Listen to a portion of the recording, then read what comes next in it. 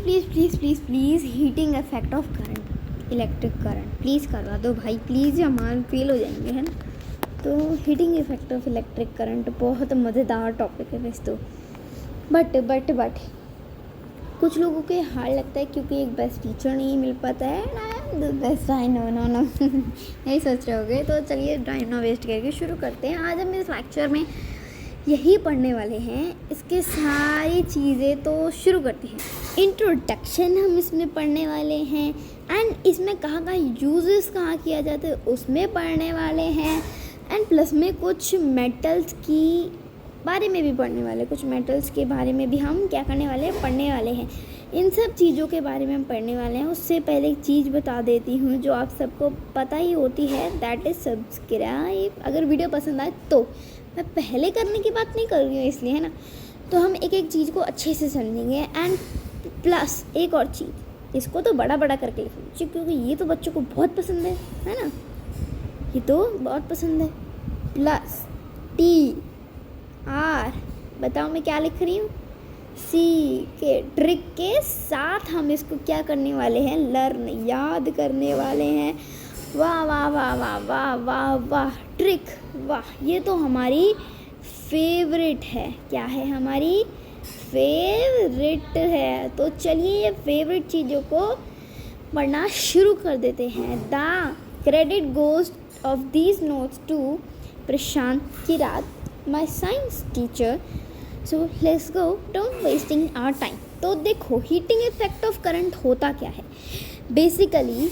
देखो heating effect of electric current बताया किसने है, वो बताया है जूल्स बाबा ने। किसने बताया, जूल्स बाबा ने।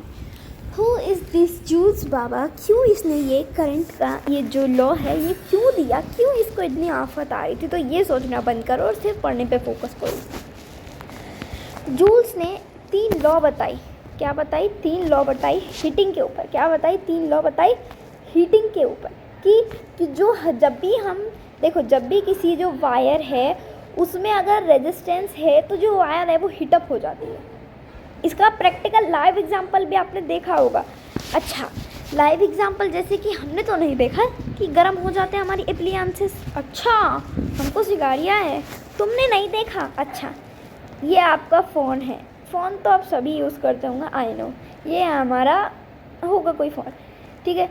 ये है उसका चार्ज, ठीक है, ये है उसका चार्ज, नहीं बनाना है तो कोई, ठीक है। ये है एक स्विच बोर्ड, ठीक है। अब देखो, हमने कई बार देखा है, जब भी हम देखते हैं, ये मेरी आँख है, देखते हैं, और जब भी कभी कभी अपनी वायर को छू के देखते हैं अपने हाथों से, तो जो वायर है वो क्या हो जाती है, हीटअप हो जाती है। क्या होती है, हीटअप हो जाती है, गर्म हो जाती है वायर। एंड इसका लाइव एग्जांपल भी देखा होगा आपने, हमारा फ्रिज गर्म हो जाता है वो। अच्छा, ये क्यों होता है, क्योंकि देखो जब भी रेजिस्टेंस होती है तो वायर हीटअप हो जाती है। अच्छा, ये क्यों होती है, अब देखो इसका तो मैं लाइव एग्जांपल भी दिखा सकती हूँ आपको, लाइव तो नहीं कह सकते बट एक ट्रिक बताती हूँ। देखो, जैसे मान लो ये आप हो, कौन हो, ये आप हो, ये प्रशांत किरत भैया ने नहीं बताई मुझे। मान लो ये है आप, कौन हो ये है आप। आप भागते भागते कहीं जा रहे हो, कहाँ जा रहे हो, आप भागते भागते कहीं जा रहे हो क्योंकि आपको हो रहा है किसी चीज़ में लेट, आप भाग रहे हो, ठीक है, आप भाग रहे हो। ये एक लड़की है, ठीक है, ये भाग रही है क्योंकि इसको हो रहा है भाई स्कूल के लिए लेट। मान लो स्कूल ही जा रही है, इसको हो रहा है स्कूल के लिए लेट। अब बेचारी क्या करे, अब बेचारी भागने के अलावा उस पर कोई काम नहीं हो, यूँ तेज़ी से भाग रही है ना, बट एकदम से उसके आ जाता है आगे ट्रैफिक। क्या आ जाता है, आगे ट्रैफिक आ जाता है। ये देखो बहुत सारी गाड़ियाँ आ गई उसके आगे, बहुत सारी गाड़ियाँ आ गई उसके सामने, बहुत सारी गाड़ियाँ आ गई उसके सामने। अब ट्रैफिक आ गया, तो आप बताओ, जब आप किसी चीज़ को करने जा रहे होगे उसमें कोई रुकावट मीन्स रेजिस्टेंस आ जाती है तो आपको कैसा लगता है, आपको गुस्सा आता है। यही तो साइन होता है गुस्से का, आपको गुस्सा आता है। और जब आपको गुस्सा आता है तो आप कहते हो ना, मेरा सर गर्म हो रहा है, हट जा दूर, है ना, यही कहते हो ना। तो देखो वैसे ही जब भी किसी वायर के अंदर देखो रेजिस्टेंस का मतलब ही रुकावट होता है। जब भी किसी कंडक्टर वायर के अंदर रेजिस्टेंस होती है रेजिस्टेंस होती है, तो जब करंट जा रहा होता है, तो उसको रुकावट पैदा हो जाती है। अब रुकावट पैदा हो जाती है तो जिसकी वजह से जो वायर है वो क्या हो जाती है, हीट अप हो जाती है। क्या हो जाती है, हीट अप हो जाती है। क्या हो जाती है, हीट अप, हीट अप। ये एक ट्रिक थी याद करने की, ठीक है। ट्रिक तो बहुत अच्छी लगी, आई नो क्योंकि मैं हूँ इतनी अच्छी।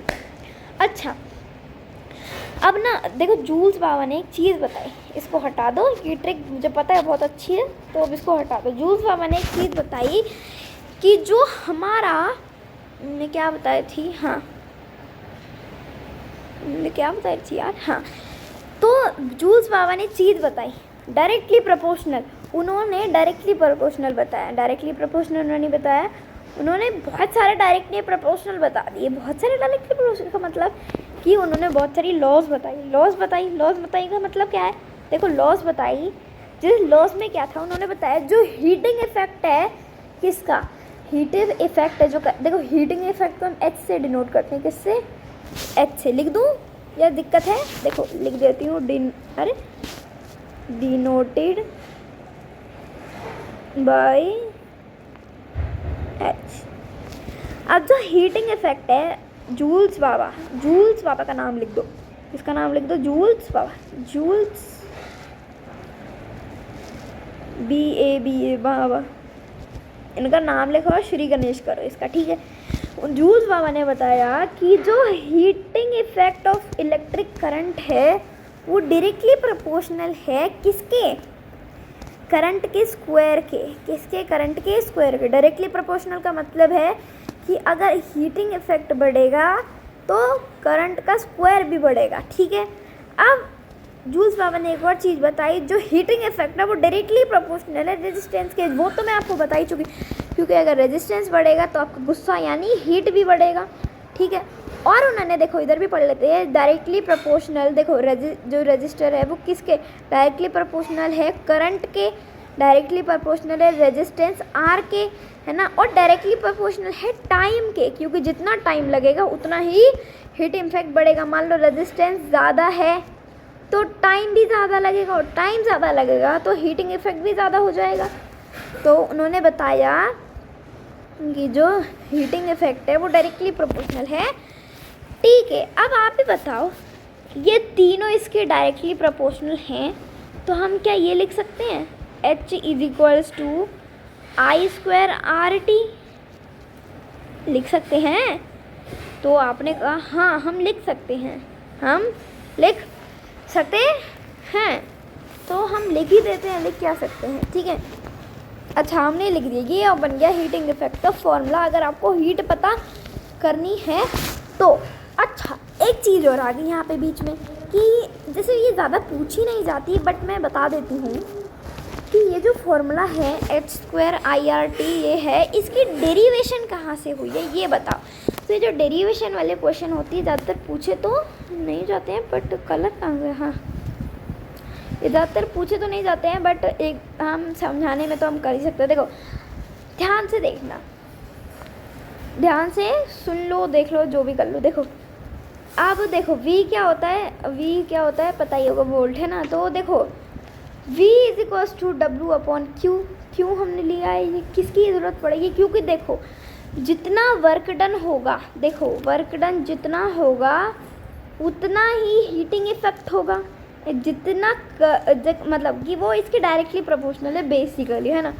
अब वर्क डन क्या होता है, W/Q, है ना, W/Q होता है वर्क डन। देखो वर्क डन क्या होता है, देखो हीट, देखो कैसे समझोगे, हीट क्या है, एक तरह की, मैं अच्छे से जितना मैं समझाने की पूरी कोशिश कर रही हूँ, हीट क्या है, एक तरह की एनर्जी है, क्या है, एक तरह की एनर्जी। और शायद आपने क्लास 9 में पढ़ा होगा, वर्क डन जो होता है वो इक्वल होता है एनर्जी के। तो हम ये लिख सकते हैं H = देखो W = VIT, W = VIT लिख सकते हैं, हम ये लिख सकते हैं। अब देखो V की वैल्यू क्या होती है, V की वैल्यू क्या होती है, V की वैल्यू होती है IT, V की वैल्यू क्या होती है, नहीं मैंने कुछ गलत कर दिया क्या, नहीं मैंने कुछ गलत नहीं करा, हाँ तो मैं बता रही थी आई की वैल्यू क्या होती है, वी की वैल्यू क्या होती है, टी की वैल्यू क्या होती है, जो जो जिस की वैल्यू होती है उसमें पुट कर दो और आपका ये जो है ये बन जाएगा। ठीक है, अब इसकी डेरिवेशन तो मैंने आपको यहीं सिखा दी थी। क्यों? क्योंकि देखो ये इसके डायरेक्टली प्रोपोर्शनल है, ये इसके डायरेक्टली प्रोपोर्शनल है, ये इसके डायरेक्टली प्रोपोर्शनल, और डायरेक्टली प्रोपोर्शनल का साइन हटाने के लिए हमने इक्वल का साइन यूज़ कर लिया और इक्वल का साइन यूज़ कर लिया, तो हमारा ये फॉर्मूला बन गया H equal to I square R T. ठीक है, ये हमारा बन गया। अच्छा, रिवाइज करना, मैंने क्या पढ़ा है, हीटिंग इफेक्ट। हीटिंग इफेक्ट किसने बताया? जूल्स लॉ ने। जूल्स ने बताया, उसने कुछ लॉज दी। डायरेक्टली प्रोपोर्शनल होता है स्क्वायर के, उसके करंट के स्क्वायर के डायरेक्टली प्रोपोर्शनल होता है रेजिस्टेंस के डायरेक्टली प्रोपोर्शनल रहता है टाइम के। ठीक है, क्योंकि जितना टाइम लगेगा उतना रेजिस्टेंस बढ़ेगा, है ना, तो जितना रेजिस्टेंस बढ़ेगा उतना ही हीटिंग इफेक्ट्स बढ़ेगा। क्यों? क्योंकि आपको गुस्सा आता है, रिलेट कर सकते हो आप। ठीक है, इतना मैंने आपको जल्दी जल्दी समझा दिया। अब देखो इसके यूजेस पढ़ते हैं। क्या पढ़ते हैं इसके यूजेस, कि हम क्या हीटिंग इफेक्ट के कहीं यूजेस एप्लीकेशन करते हैं हम। Heating effect of electric current क्या हमारे कहीं यूज़ आता है? हाँ आता है यूज़। क्या आता है यूज़? कहाँ यूज़ आता है? देखो तो सुन लो। तो इसकी जो हम यूज़ करते हैं इलेक्ट्रिक करंट जो भी कह लो, ये हम यूज़ करते हैं इलेक्ट्रिक फ्यूज़ में। इलेक्ट्रिक फ्यूज़ क्या होता है? देखो इलेक्ट्रिक फ्यूज़ हमने देखा होगा शायद, एम सी वी होती है ना, MCVs होती हैं, मतलब कि अच्छा आपने ये सुना होगा ना, मैं कैसे बता रहा, MCVs कहते हैं उनको, क्या कहते हैं मुझे याद नहीं आ रहा है, बट आपको पता है आपके घर में ना एक ऐसे बॉक्स होगा दीवार पे लगा होगा, उसमें ना इतने से इतने सारे बटन होंगे, है ना, इतने सारे बटन होंगे, और ये कहते हैं कि जैसे किसी को करंट लग जाता है ना किसी आदमी को, तो आप MCV डाउन कर दो। क्या कर दो? MCV डाउन कर दो। क्योंकि जो MCV जो होता है उसका जो सारा मतलब MCV कह लो, MCV से ही सारा करंट होके जाता है। मान लो, देखो मेरा कहने का मतलब है, देखो मैं सर्किट बना के दिखाता हूँ। जैसे मान लो ये करंट आ रहा है, ये MCV बना देती हूँ। ठीक है, ये MCV में रेजिस्टेंस बना देती हूँ। ठीक है, एंड ये MCV में क्या बना देती हूँ? ओपन का साइन। ठीक है, अब देखो, और ये सारे हमारे स्विचेस वगैरह, ठीक है, जितने भी हमारे स्विचेस होते हैं सर्किट, जितने भी हमारे घर के बल्ब वगैरह होते हैं, मान लो इसके स्विचेस हैं। मान लो यहाँ पे किसी को करंट लग गया इस वाले स्विचेस। ठीक है, क्या लग गया? करंट लग गया। क्या लग गया? करंट लग गया। अब जब उसको करंट लगा तो हम क्या करेंगे, इधर से कनेक्शन तोड़ देंगे, मतलब इधर से ही अगर बंद कर देंगे उसको करंट को, तो इधर तो करंट जा ही नहीं पाएगा। समझ रहे हो?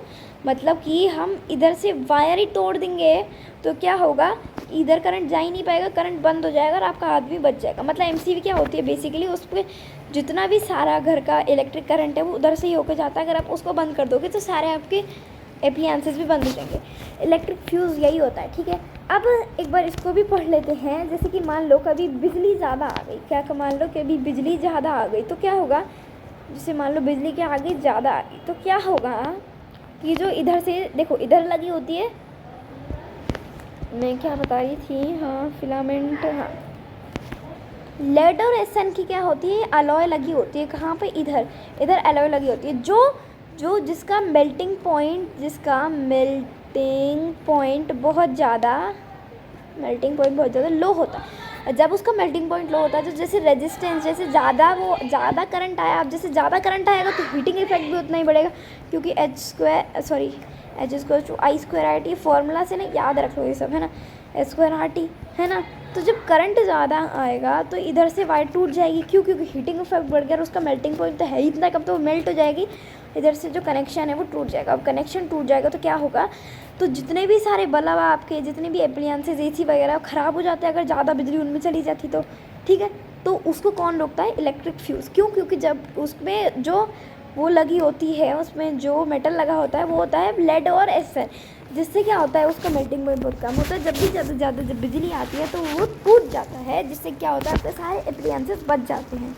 एक बार रीड कर लेते हैं इसमें क्या लिख रहा है, मैंने गला थोड़ा बैठा पड़ रहा है।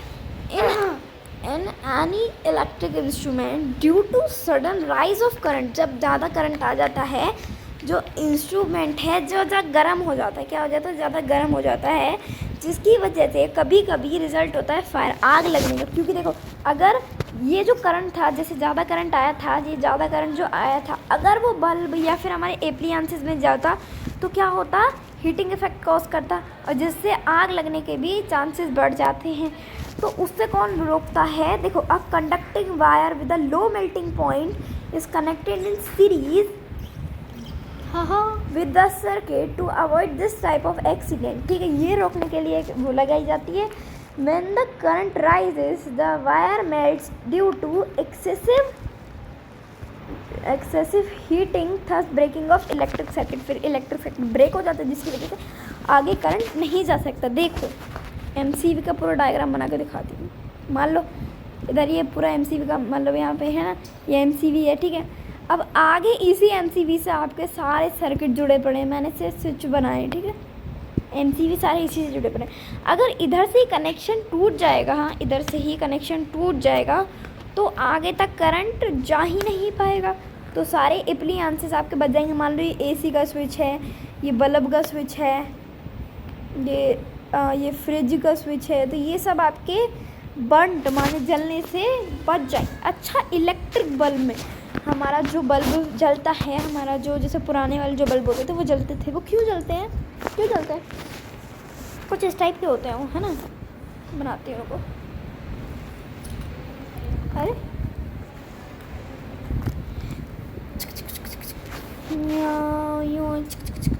इस टाइप के होते हैं, है ना, इस टाइप के होते हैं। उनमें एक फिलामेंट लगी होती है जिसको कहते हैं टंगस्टन। क्या कहते हैं?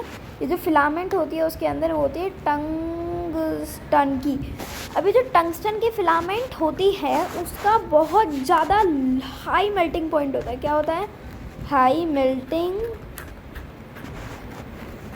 पॉइंट होता है। अगर जिसका हाई मेल्टिंग पॉइंट है तो मतलब कि वो बहुत जल्दी मेल्ट नहीं होगी, और बहुत जल्दी मेल्ट नहीं होगी इसका मतलब कि देखो, अगर वो मेल्ट, देखो जैसे कि मान लो वो करंट आया तो ये टंगस्टन की वायर क्या हो जाएगी? गर्म हो जाएगी पर टूटेगी नहीं। क्यों नहीं टूटेगी? क्योंकि टूटता वो है जिसका लो मेल्टिंग पॉइंट होता है। जिसका लो मेल्टिंग पॉइंट होगा पिघल जाएगा और टूट जाएगा, ब्रेक डाउन हो जाएगा।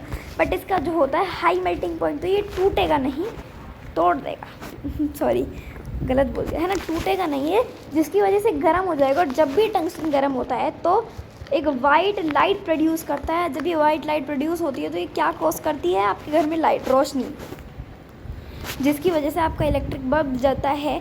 ठीक है, समझ आ गया? इलेक्ट्रिक बल्ब में कैसे यूज़ होता है ये भी देख लेते हैं। Electric bulb contain a thick metallic wire made up of tungsten metal. ये मतलब कि वो बल्ब कंटेन करता है एक टंगस्टन की वायर, एक मेटल होता है। ये जो मेटल होता है keeped in inert environment in the neutral gas off vacuum when, मतलब इसके देखो ये वैक्यूम के अंदर रखा जाता है। बल्ब का जो ये वाला पार्ट है ना, रुको, कितना बेसिक चीज़ें समझानी पड़ती है, 8th 9th की चीज़ें हैं, बट ये दे रखी है 10th में। बट दे भी इसलिए रखी क्योंकि 8th 9th को कौन इतने ध्यान से पढ़ता है ना। ठीक है ठीक है, ये क्या है? शुप्रभशु, है ना। तो देखो अब इसमें बोलने का मतलब है, जो ये वाला स्पेस होता है बल्ब के अंदर, ये जो वाइट रुको, ये जो ये वाला स्पेस होता है इसके अंदर, ये इसमें वैक्यूम फिल्ड होती है या फिर कोई गैस, जिसकी वजह से जो लाइट है वो फैल जाती है। ठीक है, इधर लाइट आती है क्योंकि ये गर्म हो जाता है एंड वाइट लाइट अपीयर करता है। ठीक है, हाँ, तो मैं क्या बता रही थी, when current flows through this tungsten wire, जब करंट आता है इस वायर के अंदर, इट बिकम हीटेड, वो हीटेड हो जाती है, एमिट्स लाइट, मतलब लाइट को प्रोड्यूस करती है।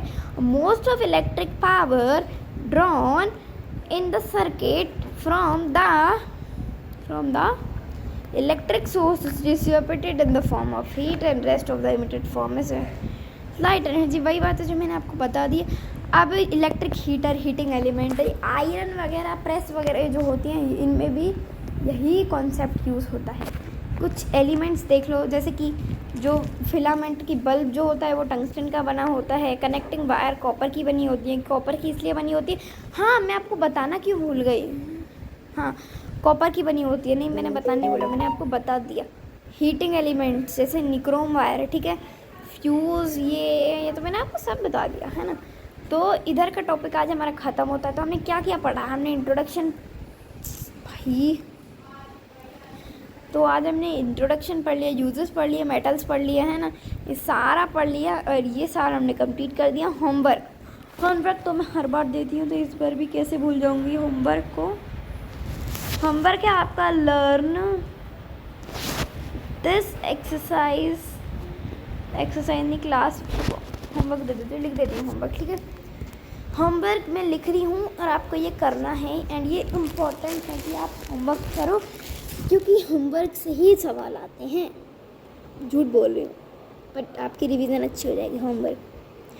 होमवर्क ये है कि लर्न दिस, क्लास वर्क तो नहीं कह सकते, ऑफलाइन वर्क, ठीक है। ऑफलाइन वर्क नहीं, ऑनलाइन, सॉरी, ऑनलाइन वर्क, ठीक है। ऑन दिस क्लास, इस क्लास का सारा ऑफलाइन वर्क करना है, रिवाइज करना है फॉर टुडे टेस्ट। टुडे आपका टेस्ट होगा, सबको आना है फॉर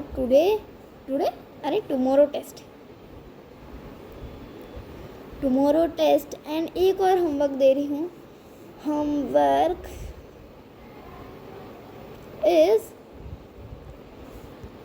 बताऊँ क्या है, बहुत अच्छा होमवर्क दे रही हूँ, ठीक है। ये होमवर्क सबको करना है, सब करना, क्योंकि मुझे पता है वीडियो मैंने अच्छी तो बनाई होगी। ये होमवर्क सबको करके लाना है, सब्सक्राइब का, ठीक है। नोट्स प्रशांत किरत के उसमें मिल जाएंगे, प्रशांत भैया के टेलीग्राम चैनल पे एंड प्लस उनके डिस्क्रिप्शन ड्राइव पे। बाय। फेस रिवील करो तो देख लो, ये लो मेरा फेस अभी से पढ़ा रही हूँ मैं, बिकॉज ना अभी लाइट नहीं आ रही है, तो फेस रिवील भी हो गया आज। Bye bye.